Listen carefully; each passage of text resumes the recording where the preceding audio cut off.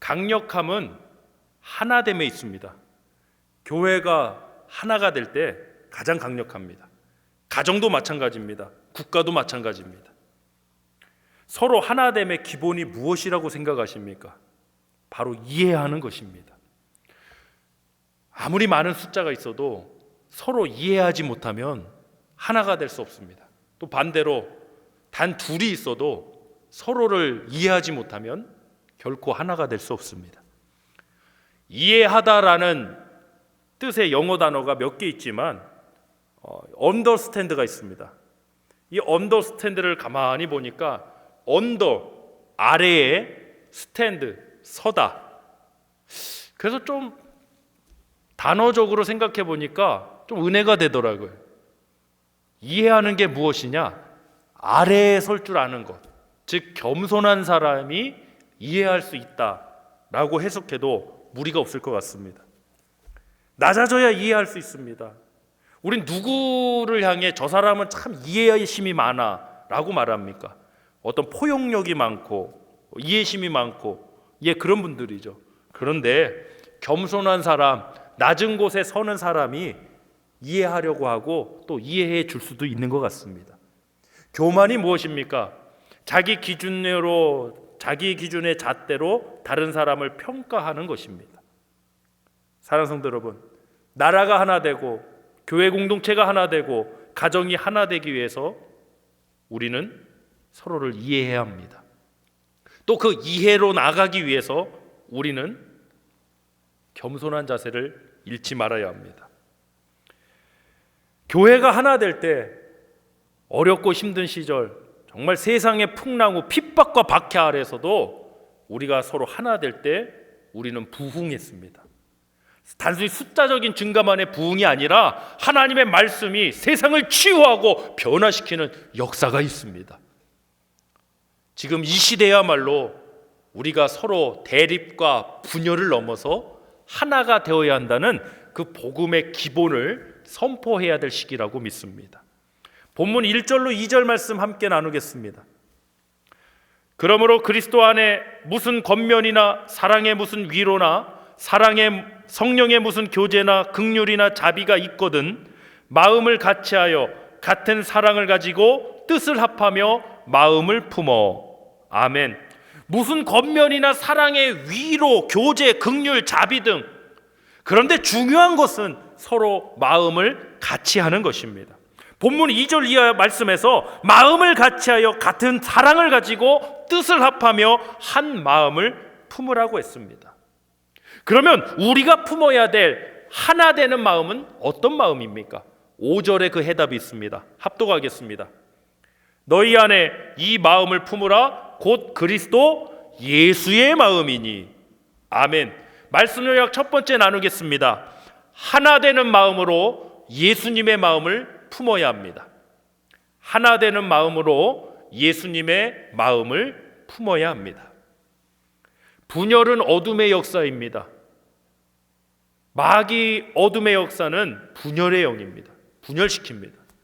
하나 되지 못하게 합니다. 또 하나됨도 하나님을 대적하는 하나됨으로 미혹합니다. 사랑하는 성도 여러분, 우리는 하나님을 예배하는 하나됨이 이루어지기를 간절히 소망합니다.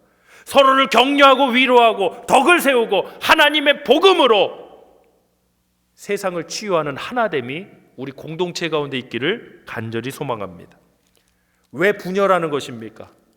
서로 이해하는데 분열될 이유가 무엇이겠습니까? 각자 자기의 것, 자기 마음의 것을 주장하기 때문에 분열합니다. 마음이 하나 되지 못하니까 분열되는 것이죠.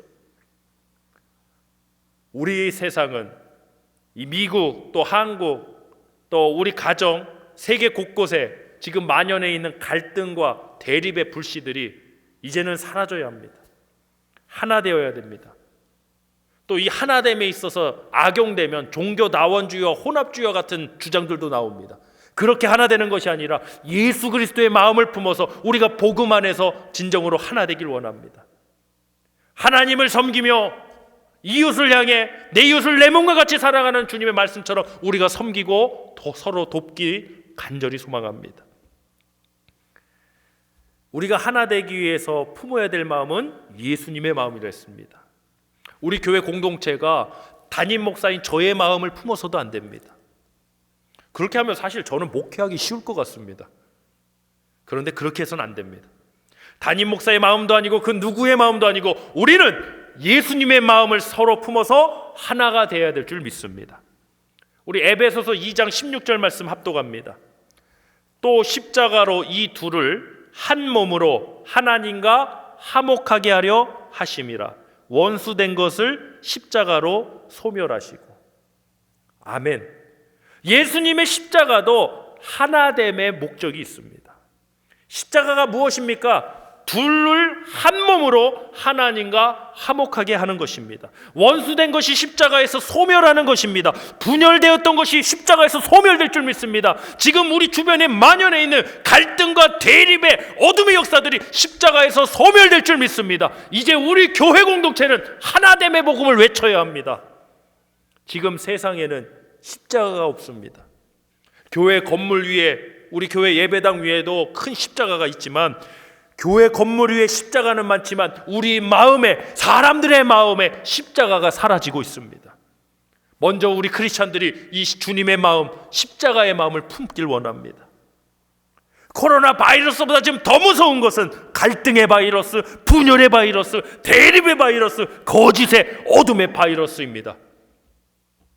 하나됨을 통해 이 어둠의 역사들을 무찌르고 우리 서로 아름다운 하나님의 나라로 세워지기를 축복합니다. 예수님의 마음을 품어서 하나가 되라고 했습니다. 그러면 구체적으로 예수님의 어떤 마음일까? 우리 본문 6절부터 8절 말씀 합독합니다. 그는 근본 하나님의 본체시나 하나님과 동등됨을 취할 것으로 여기지 아니하시고 오히려 자기를 비워 종의 형체를 가지사 사람들과 같이 되셨고 사람의 모양으로 나타나사 자기를 낮추시고 죽기까지 복종하셨으니 곧 십자가에 죽으심이라. 아멘. 말씀 요약 두 번째 나눕니다. 겸손의 마음으로 서로를 이해하는 것입니다. 우리가 품어야 될 마음은 어떤 마음입니까? 예수님의 마음이고 오늘 본문에서 그 예수님의 마음을 겸손의 마음이라 합니다. 낮아지는 마음, 자기를 비우는 마음. 겸손의 마음으로 서로를 이해해야 합니다. 예수님의 마음은 자기를 비우시고 자기를 낮추시는 마음이었습니다. 7절에 자기를 비워 헬라어로 케노시스입니다. 기독교 영성학에서 중요한 헬라어 단어 중에 하나입니다. 이 자기 비움에 대한 강조는 우리 기독교 외에 타종교에도 사실 많이 강조됩니다. 특히 불교에서는 무념무상이라는 개념이 있습니다. 무념무상이라는 건 말 그대로 아무 생각이 없는 상태로 무아의 지경에 들어가는 것입니다. 근데 한국에서 얼마 전에 한 사건이 있었지 않습니까? 유명한 스님 한 분이 무소유라는 책도 쓰셨는데 알고 보니까 서울에 빌딩도 있고 뉴욕에 아파트도 있더라고요. 소유가 잘못된 거 아니에요. 스님들도 소유하실 수 있죠. 그런데 그분의 가르침과 상반되기 때문에, 대비되기 때문에 큰 이슈가 됐던 걸로 기억합니다. 그럼 기독교 복음은 무엇입니까? 우리는 무소유를 말하는 게 아닙니다. 하나님이 주신 소유와 축복을 통해 나눔의 삶을 복음에서는 말씀하고 있습니다. 옛날 어르신들이 그런 말씀 많이 하셨습니다. 야, 공부해서 남 주냐? 우리 크리스찬들은 공부해서 남 줄 수 있어야 됩니다. 뭐 답안지를 보여주라는 얘기가 아니라 우리가 공부해서 우리가 정말 지금 우리에게 정말 절실한 게, 저는 참 감사한 게 제 첫째 딸이 꿈이, 아빠 난 꿈이 의사가 되는 거예요. 닥터가 되는 거예요. 의사가 돈 많이 벌어서 제가 좋아하는 게 아니라 그 의사가 되어서 제가 그러면 봐라 라헬아, 지금 세상이 이렇게 코로나 코비드 때문에 이렇게 어렵다. 의사와 같은 사람들이 이 바이러스를 물리칠 수 있는 백신과 치료제를 개발하고 환자들을 치유하는 일이 얼마나 귀한 일이냐. 지금 의사분들이 얼마나 고생하고 있니. 그런 의사가 되었으면 좋겠다. 제 딸하고 그런 이야기를 나눴습니다. 공부해서 남 줄 수 있어야 됩니다. 돈 벌어서 남 줄 수 있어야 됩니다. 하나님이 주신 그 축복으로 그 축복이 흘러가서 어렵고 힘든 이웃들, 생명을 잃어가는 곳에 생명의 불씨를 살려야 됩니다. 저는 그것이 우리 기독교 크리스찬의 모습이라고 믿습니다. 무소유하자, 아무것도 가지지 말자, 이게 아니라 하나님이 주신 소유를 통해서 나눔의 삶으로 나아가는 것입니다. 하나됨에 대해서 하나됨의 기본은 이해하는 것이다 라는 제목을 통해서 오늘 은혜 나누고 있는데, 우리가 서로 자기 마음대로 하고 싶은 대로 하면 결단코 하나 될 수 없습니다. 막 나간다고 그러죠. 막 나가는 게 뭡니까? 내 하고 싶은 대로 하겠다는 겁니다. 상대방을 존중하지도 배려하지도 않습니다. 그저 자기 하고 싶은 대로 말하고 행동하는 사람이 있습니다. 이런 사람은 결코 하나 되기가 힘듭니다. 가정에서도, 부부관계에 있어서도 언제 서로 깨어지게 됩니까? 여러 가지 사정이 있겠지만 요즘은요, 이제는 내 인생 살겠다 할 때 가정이, 부부관계가 서로 깨지게 됩니다. 법적인 이혼은 아니지만 졸혼이라는 용어가 한국에서 등장했습니다. 졸혼. 연예인들 통해서 이것이 대중에도 퍼져간 것 같습니다. 졸혼은 뭐냐? 학교 졸업을 하듯이 법적으로 이혼은 하는 건 아니지만 이제는 함께 생활하지 않는, 어찌 보면 이혼이죠. 디볼스하는 거죠. 그 이혼의 모습으로 각자 자기의 인생을 살아가는 것입니다. 요즘 한국에서 졸혼이 그렇게 유행하고 있답니다. 사랑성도 여러분, 이런 개인주의적인 세상, 분열된 세상에서 우리는 하나됨의 가치, 하나됨의 복음을 외쳐야 합니다. 우리 주변에 꼭 이런 사람이 있습니다. 다른 사람, 자기는 항상 잘해요. 자기는 다 알아요. 자기는 다 능력이 많아서 다 뭐든지 할 수 있는 사람이에요. 그런데 다른 사람들은 뭣도 알지도 못하고 할 줄도 모르고, 그러니까 자기 자신은 빛나서 자기 자신은 굉장히 이런 사람을 보여지길 원하는데 주변 사람은 마치 아무것도 모르고 못하는 사람들로 만드는 사람이 있어요. 그거 왜 그런지 아십니까? 교만해서 그렇습니다. 겸손한 사람은 나로 인해서 내 주변의 사람들이 빛나게 만드는 겁니다. 저는 사역자 중에도 교만한 분이 있고 겸손한 분이 있다고 생각합니다. 교만한 사람은 자기만 탁 드러납니다. 근데 겸손한 사람은요, 자신이 드러나는 게 아니라 나로 인해 우리 사역팀이 드러나고 우리 성도들이 드러나는 것입니다. 저는 예수님이 그러셨다고 믿습니다. 예수님은 나무 아래 달려 죽는 자마다 다 저주 아래 있다는 말씀인데, 예수님이 나무 십자가에 달려 죽으셨습니다. 죄가 없으신 분이 십자가에서 죽으셨습니다. 그런데 그 죽으심이 만민의 생명을 구원하는 하나님의 역사심이 된 줄 믿으시길 바랍니다. 그가 채찍에 맞음으로 우리가 나음을 입었도다라는 말씀입니다. 예수님의 마음, 예수님의 겸손은 주님으로 인해 주변의 사람들이 또 생명을 얻고 소망을 얻고 빛나게 하는 역사인 것입니다. 우리에게 이러한 겸손이 있기를 원합니다. 진정한 겸손은 허리만 숙일 줄 아는 것이 아닙니다. 진정한 겸손은 나로 인해 내 주변의 사람들이 살만 나고 소망을 얻고 힘을 얻고 빛나게 하는 것입니다. 100의 자리에서 1의 자리로 낮아지면 그 갭이 얼마입니까? 차이가 99입니다. 그런데 10의 자리에서 1로 낮아지면 그 차이는 9밖에 안 됩니다. 100의 자리에서 1로 낮아진 것과 10의 자리에서 1로 낮아진 것은 사실 비교 자체가 안 됩니다. 가장 큰 낮아짐을 경험해 보신 분이 우리 예수님이십니다. 하나님의 본체라고 하셨습니다. 그런데 낮아지셨습니다. 가장 낮아지셨기 때문에, 가장 낮은 곳에 서 계셨기 때문에 예수님이야말로 누구든지 이해하실 수 있는 분인 것 같습니다. 우리 본문 6절 말씀에서 그는 근본 하나님의 본체시나 하나님과 동등됨을 취할 것으로 여기지 아니하셨다고 그랬습니다. 하나님의 본체이신 분이 자기를 비워서 가장 낮은 모습으로 이 땅에 오셨습니다. 그것도 뭐 부잣집에서 나신 건 아니지 않습니까? 화려한 동네에서 사람들이 다 인정하는 그러한 화려한 스펙 가운데 사시지 않았었습니다. 가장 큰 낮아짐의 차이를 경험하신 분이 우리 예수님이십니다. 아까 understand라는 단어에 대해서 잠시 나눴죠. 이해하다, 언더, 아래에서다. 가장 높은 곳에서 가장 낮은 곳으로 서신 분이 우리 예수님이십니다. 저는 예수 앞으로 나올 때 누구든지 이해될 수 있고 누구든지 용서받을 수 있다고 믿습니다. 우리는 그 복음을 만났고 그 복음으로 하나 되고 또 그 복음을 세상에 증거해야 될 사명이 있습니다. 우리 말씀 나눕니다. 히브리서 4장 11절로 14절로 15절입니다. 합독하겠습니다. 그러므로 우리에게 큰 대제사장이 계시니 승천하시니 곧 하나님의 아들 예수시라. 우리가 믿는 도리를 굳게 잡을지어다.